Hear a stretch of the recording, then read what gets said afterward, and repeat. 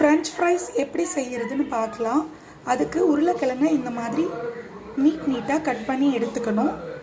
அதுக்கப்புறம் ஒரு டிஷ்யூவில் இந்த உருளைக்கிழங்கெல்லாம் தொடச்சி எடுத்துக்கணும். உருளைக்கிழங்கு மேலே இருக்கிற தண்ணி எல்லாம் தொடச்சி எடுத்தாச்சு. இந்த டிஷ்யூ இந்த அளவுக்கு சேஞ்ச் ஆகிடும். உங்ககிட்ட டிஷ்யூ இல்லைன்னா நீங்கள் துணியில் கூட தொடச்சி எடுத்துக்கலாம், காட்டன் துணியில்.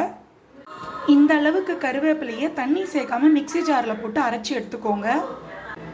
அரைச்ச கருவேப்பிலை இந்த அளவுக்கு இருக்கும், இந்த மாதிரி இருக்கணும்.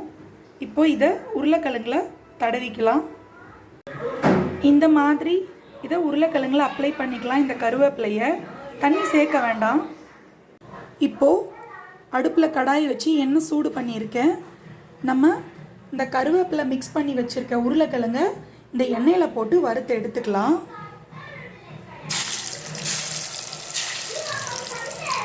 இது எண்ணெயில் போட்டு அரை வேக்காடு வெந்த உடனே எடுத்துடணும். இது அரை வேக்காடாக தான் எடுக்கணும். போட்டு கொஞ்ச நேரத்துலேயே இது நல்லா அரை வேக்காடு வெந்துடும். அப்போ எடுத்துடலாம்.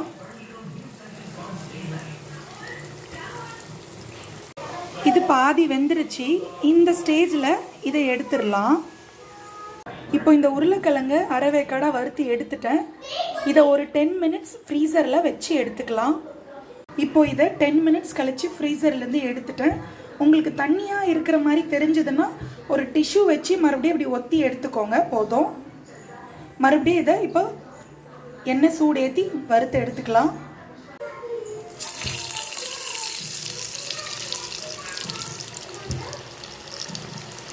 இப்போ நல்லா வேகிற வரைக்கும் வறுத்து எடுத்துக்கலாம். இப்போ மறுபடியும் இந்த உருளைக்கிழங்கை வறுத்து எடுத்துட்டேன். இது மேலே லைட்டாக உப்பு, வெறும் மிளகாத்தூள் போட்டு மிக்ஸ் பண்ணி எடுத்துக்கலாம். நான் செஞ்ச இந்த கருவேப்பிலை ஃப்ரெஞ்ச் ஃப்ரைஸ் ரெடி ஆயிடுச்சு. நான் இதை 10 மினிட்ஸ் ஃப்ரீசரில் வச்சு அந்த டைமில் நான் மைனோஸை ரெடி பண்ணிட்டேன். ட்ரை பண்ணி பாருங்கள், கண்டிப்பாக உங்களுக்கு பிடிக்கும். தேங்க்யூ.